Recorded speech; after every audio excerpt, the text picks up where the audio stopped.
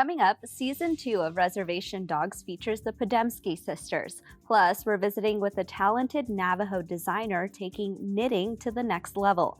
And it was primary election day in Hawai'i over the weekend. We have the latest. I am Aaliyah Chavez. Join us for those interviews, plus headlines from the ICT Newscast.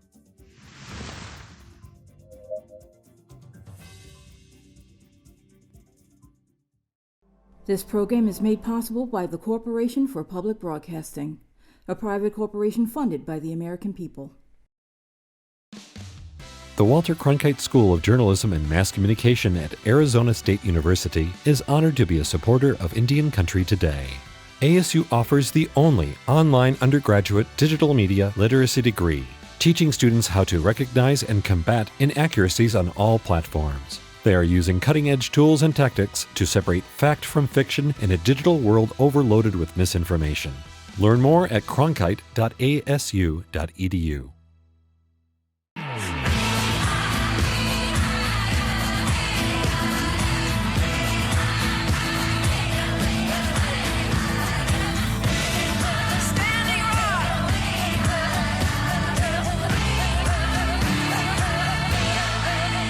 This is the ICT Newscast with Aaliyah Chavez.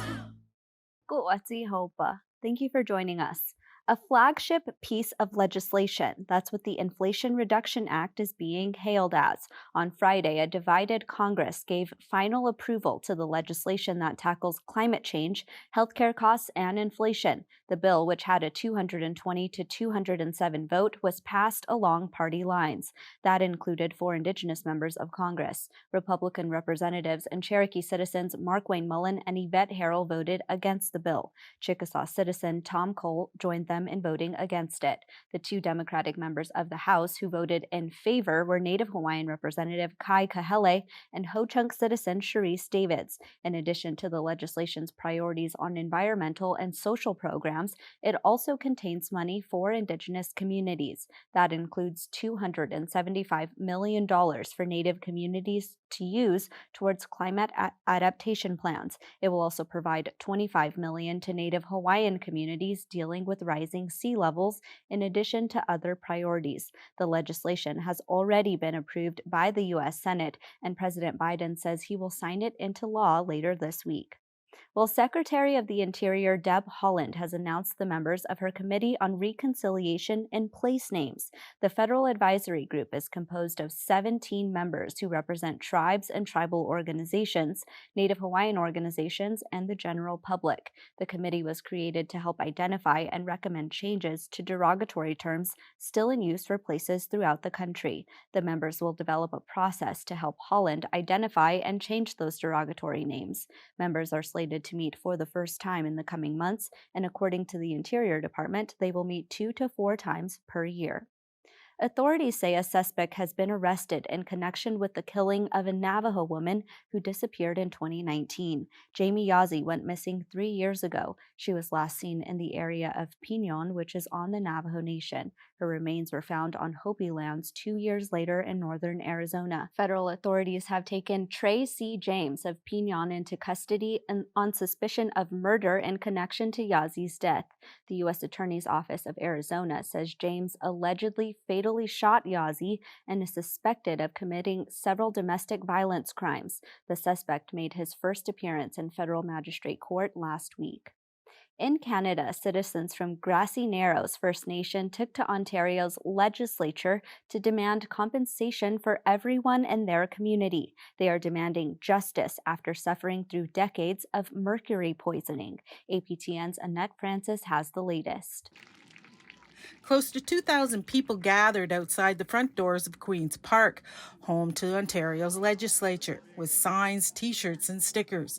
They want politicians to listen and do something. Because what's going on in Grassy Narrows shouldn't have ever happened, and as well, it should have been cleaned up by now. People should have been taken care of and given the care they needed and be paid back for everything they've lost. That's exactly what this March for Justice is all about. For the past 60 years, the community, which is 90 kilometers northeast of Kenora, Ontario, has been living with mercury poisoning in their water. It motivated Vicky Assen and her niece Elsie to make the 800-kilometer trek to Toronto. Just to raise awareness for the mercury poisoning that's happening with our people. It causes a lot of damage to our, like even having our kids too, we're just passing it down. So And it's incurable. yeah, it's incurable, and we it's a sentence for life. Yeah. Award-winning playwright Hawai'i performed a solo excerpt of Omagamon, a character that he created who comes from the Earth's crust, bringing mercury, which comes to life and poisons his community. Family members are sick. My community is sick. I lost family members to it. So that's why it's important. From there, in a display of unity, they marched down Bay Street to Indigenous Services Regional Office. Chief Randy Fobister says they're here to send the Ontario and federal government a message. We're demanding compensation for all, and the government needs to look into the future, what's happening here in the community, and the government is the one that caused this from the beginning, also the companies.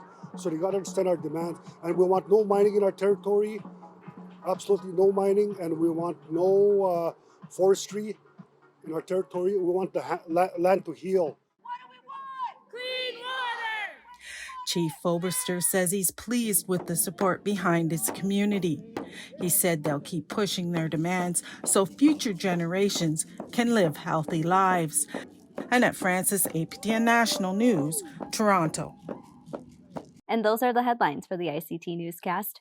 Coming up, we continue our native vote coverage with results from Hawai'i, and later, a new twist on yarn. But first, we have more with the cast of Season 2 of Reservation Dogs.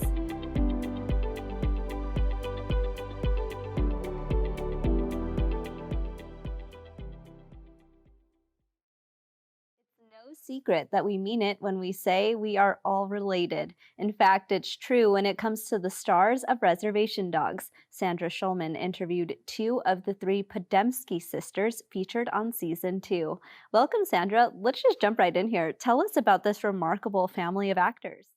Thanks, Aaliyah. I talked with Tamara and Sarah Podemski. Their older sister, Jennifer, played Willie Jack's mother in Season 1. Tamara relates what it's like to act with family. No, there's it's just pure fun. I feel like one of the most important things I can ask for when I'm in a scene, playing with a scene partner, is some level of trust. If you can get that as like the foundation for all the play that happens on top of that, you're in for a good time. And when it's with your sister, and when it's with, in particular, my sister, I went in knowing that I trust her. She's a super professional, and so it just means that you have the freedom to play, and Reservation Dogs is that environment, where you really just get to improvise. I mean, you're doing everything that's true to the script, but there is that freedom to play, and I think that's what that was the most enjoyable part of it, is that I could go in, I could trust that she's got my back. And we're not playing sisters, but we're playing best friends. So you go in sometimes needing to have backstories with other characters and actors that you've never met, or that you might not like. So it's just it's a real gift when you can go in and have a backstory that is an intimate relationship, because that comes across on screen. So I haven't seen it either, but I believe it comes across on screen. The writer's room delivered scripts for strong women characters. The 2 episodes that I got to be a part of, it was very much this move towards increasing the woman's voice in the show. So my episode was written by Devry and Sterling. My episode was directed by Dennis Goulet up here from Canada. The other episode was written by Tazba Chavez and directed by her. So it was just like some strong woman power that was happening, and that I think is a new space that has been created in season 2. So I feel very very honored to be a part of that new wave that's coming forth. I also think that the representation of women, particularly in one of the episodes where the aunties all hit the town or hit the casino, I think there's a real a representation that we have not seen of Indigenous women on the screen. I think that because we are, predominantly historically shown through a male white gaze, even though there's been this movement to try to counter the over-sexualization of Native women, then you get to this place where then we're completely not sexual, but that's not true either. So what we're really looking at is a more honest representation of free sexual Native women, and that I think is going to rock people's world. And certainly, and there's so much joy. It's fun. I have never had so much fun with a bunch of women on television, on set or on television. So Really? I hope that comes across too. Sarah's character is Bear's mom, and she appeared in the last season. This season is a really great season for Rita because we kind of get to see her, having a bit more fun and kind of getting back to herself. She's not just Bear's mom this season. She's kind of remembering who she is as a woman and kind of getting back to herself a little bit. So there's a few really great episodes, and one in particular where Rita really gets to shine. I think just, having fun and getting in touch with her joy and being on the market again and, putting herself first. I think she feels like Bear's, taken care of, and he's like, he's a good kid, and I think she's really proud of him, and he's, trying to get a job, and, she kind of feels like, you know what? Let's get back to me and my social life and who I am and what my wants and needs are. So, there's lots of auntie time, lots of girlfriend time. And, we'll see what happens romantically for her. Sarah and Tamara's characters are old friends, not sisters on the show. They have a little bit of a history, but they also have this really beautiful friendship and love for each other. And obviously that wasn't that hard to play. Just being able to, have that connection with Tamara was just so great. And there was just so much laughter. So it was a really fun time to work together. The oldest Podemski sister, Jennifer, was in the first season. She was playing Willie Jack's mom in the first season. And unfortunately she wasn't able to come back this season because she was on her own show. But that's the dream, right? For us all to be able to work together one day. We've never done it. So I think we're all just like, it makes so much sense to all put us in the same show just to see what happens. So I think we're waiting for that for sure. Sarah talks about working with her family. You never know like how your siblings are at work or like your parents, like you just really don't, like they kind of go off and go to work and you hope they're good people. But so it was really amazing to have Tamara there and just see like her work ethic and see how kind she is and funny and just generous. And it was just so great to see her shine like that. And just to see such a great example of, how to be an actor on set. And definitely it feels like, you're already on the same team, but then you're on the same team as like, actors together doing a project. So it was on lots of levels. It felt really good and comfortable and just the laughing, like we were just so silly. I think even we surprised ourselves at like how silly and how much joy we had. It was really fun. The show's writing gives depth to the performances. I haven't played many Native women characters that have had that kind of variety of emotion. They're not often written by Native people. They're often written by non-Native writers. And that's something that's so special about Res Dogs is that like when you have Indigenous writers writing these characters, there's like a really fully realized character there that gives you all those highs and lows.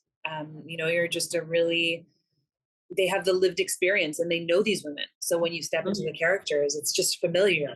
Watch The Aunties, Sarah and Tamara Podemski on Reservation Dogs, now on Hulu FX. In Hollywood, Florida, Sandra Shulman for ICT News.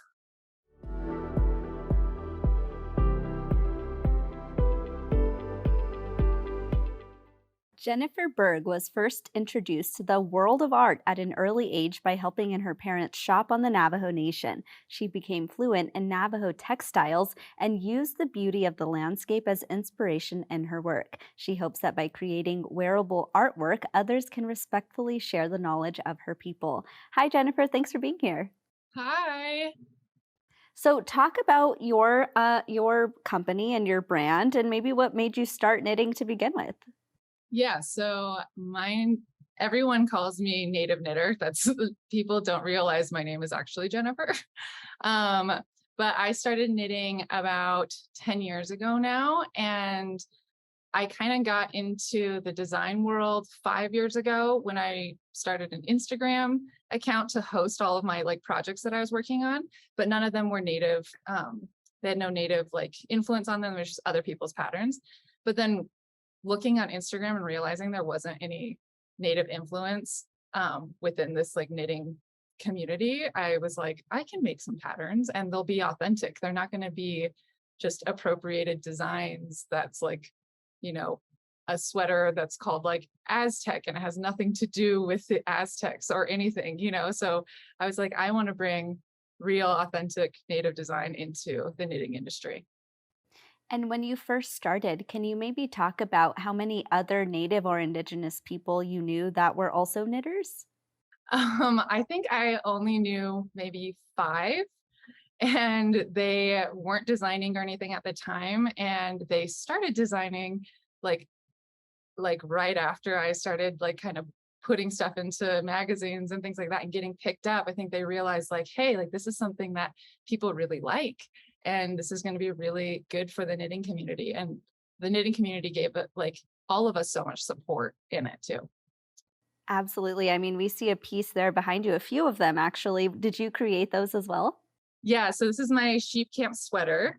And then that's a cowl. I don't know if you can really see it, but it has just kind of some design kind of swooping off to the side. And then this was a collaboration with a company to make blankets. That's beautiful. And I mean, being Navajo, we see so often rugs are just a staple of Navajo culture. Maybe talk about how that translates into the designs that you make. Yeah, so I come from a background of weavers. My great grandmother, she used to weave, and we have a family business on I-40 on the Navajo Nation. And my grandma would weave her rugs and run down to Route 66 and then, you know, sell her rugs. And then she started realizing like, hey, I'm actually really good at business. So she started like incorporating business into her weaving, and like that's something that like I feel like I love business, which is hilarious. But like I like started realizing like, hey, I can do more than, you know, the designs. I can take a lot of like pottery designs and things like that and mix them into knitwear. And then on top of that, I have like a little small knitting store that I sell products in. And but yeah, like the rugs and the pottery that I grew up in the store with really helped me learn a lot about design. And then I was just like forced to like see it every single day. I was the kid up in the office pricing all the pottery, and I'm like really used to carrying pottery around, and like there's no way I'm gonna break it.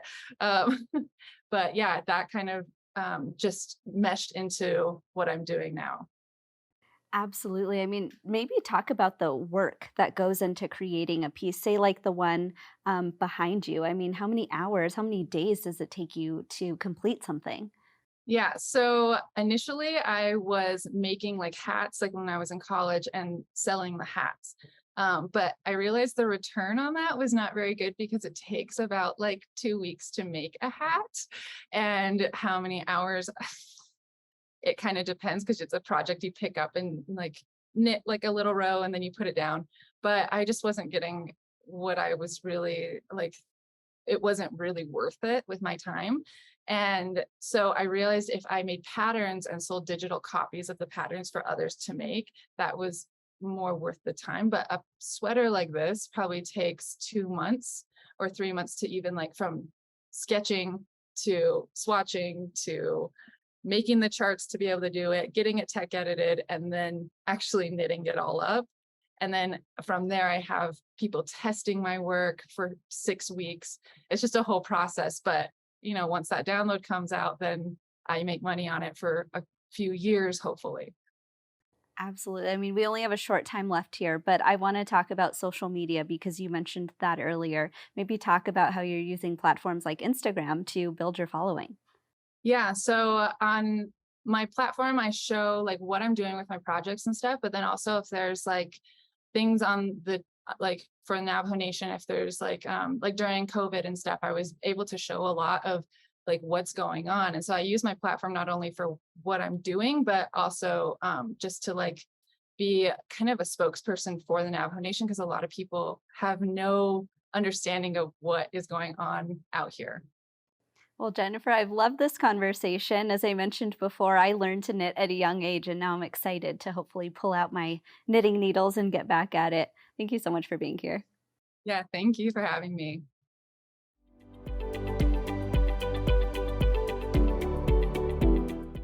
It was primary election day on Saturday in Hawaii, where a current Native Hawaiian member of Congress was running for a big seat. ICT's political correspondent Polly Danette-Claw is here to tell us what happened. Hi, Polly. Happy Monday to you. Happy Monday, Aaliyah. Thank you so much for having me. So we're talking about Hawaii today. Tell us what happened and what results you can report. Yes. So over the weekend on Saturday, Hawaii did have their primary election. And one of the big races was U.S. Representative Kaikahele, who was one of 6 Indigenous representatives who was elected in 2020, ran for governor.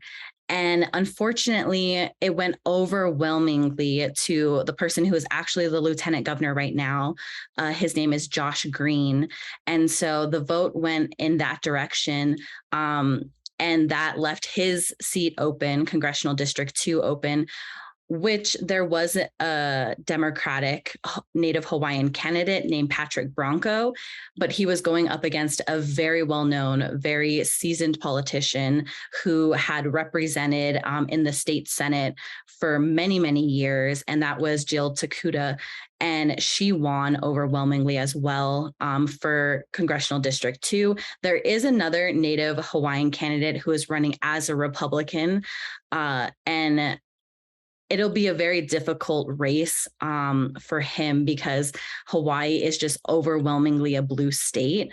So the expectation from what I have seen from the polling analysis is that most Democratic candidates who win ultimately win at the general election.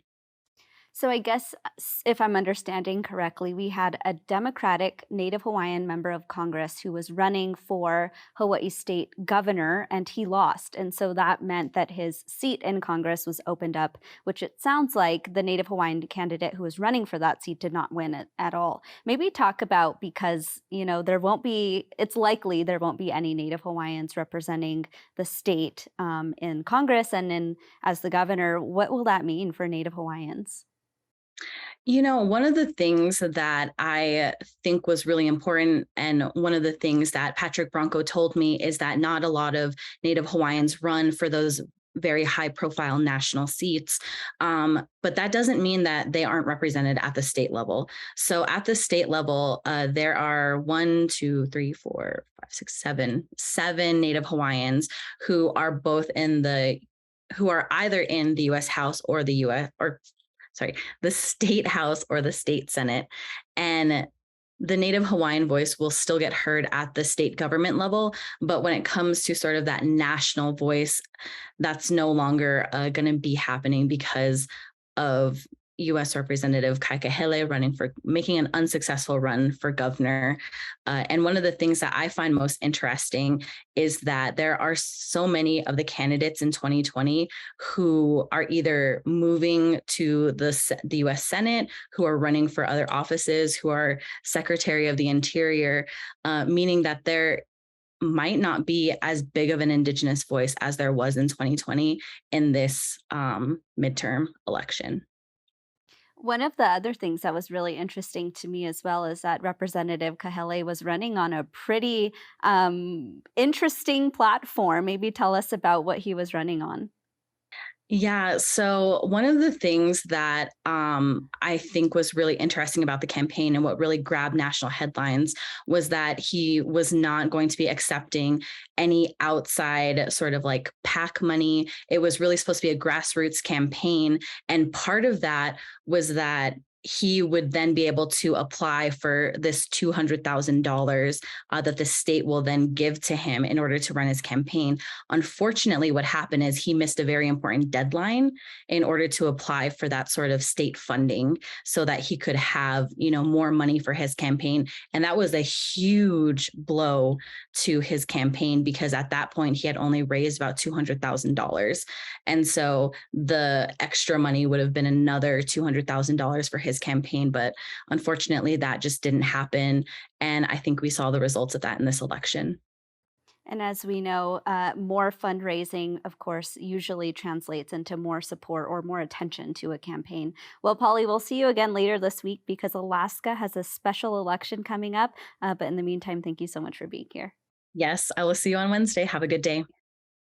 And that's a slice of our Indigenous world. For all the latest, visit ictnews.org. From all of us in the newsroom, stay safe, my relatives. I am Aaliyah Chavez. Sometimes you got to take a stand just because you know you can. Oh, you got to run, you got to run.